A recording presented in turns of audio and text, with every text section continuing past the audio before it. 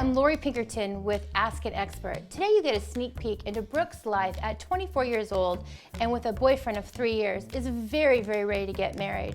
But is her neediness and clinginess actually driving her boyfriend further away from marriage than closer? We've already discussed that it's really critical that you be a good listener and that you set up a talk time with your boyfriend to really get this whole thing about when you're getting married, if you're getting married, how you're getting married, those kinds of things, so that you can alleviate this need that you feel that's causing you to act clingy or desperate or needy or whatever. Mm-hmm. So tell me a little bit more. You said that you are out there, trying to get involved in all aspects of his life, like going out with the guys' nights, different things like that. Mm-hmm.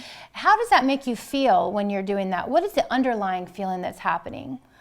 Well, it almost feels like I have to be involved in every part of his life, like you said, but I want to go to all the family functions. I want to hang out with him and his friends. I want to hang out with him and his brother. I want him to constantly show me that I'm more important than his mom, his brother, his friends, that I come first. And I think that's, a big part. It's almost like I'm marking my territory.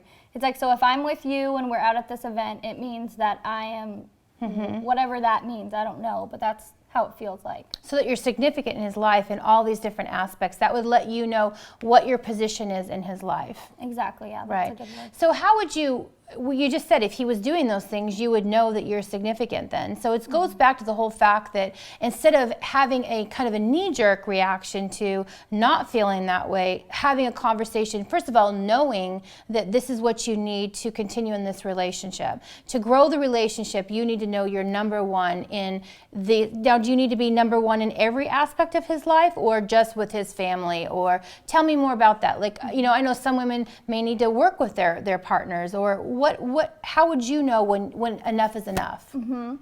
Well, I definitely don't want to work with him. I guess, I don't know if it's really his family because I'm close with his family, so we all have like a unit together. I have special relationships with everyone in his family. Like if we broke up, I'd still have relationships with all them. But it's really like going out and just really the time that we spend together that I come first, that yeah, he's tired after working, but he wants to hang out with me, not go hang out with his brother or go get a beer with his friends. And if you do, let me come along. I want to let you in on a little secret, and that is that men live to make their women happy.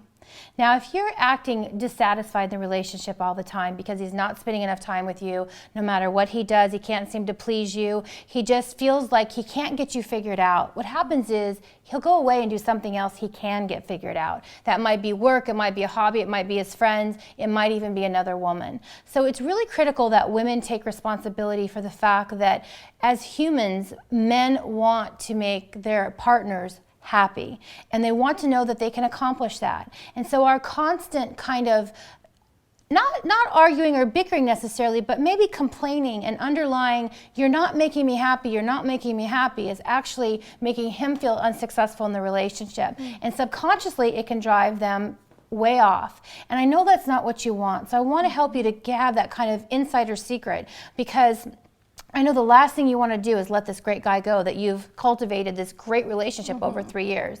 So keep that in mind when you're thinking about just not how you're interpreting the situation, but how your man might be interpreting that situation as well.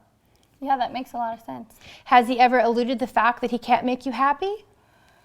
Yeah. Yeah. Has he said those exact words? Like no matter what he does, he can't make you happy? Why aren't you happy? Yeah. Right. You say you want to go see a movie, we go see a movie, but you're not happy.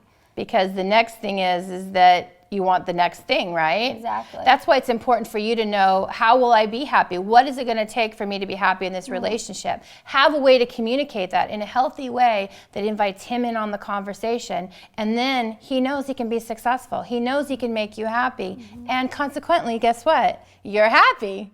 And I'm going to get married. You'll get married.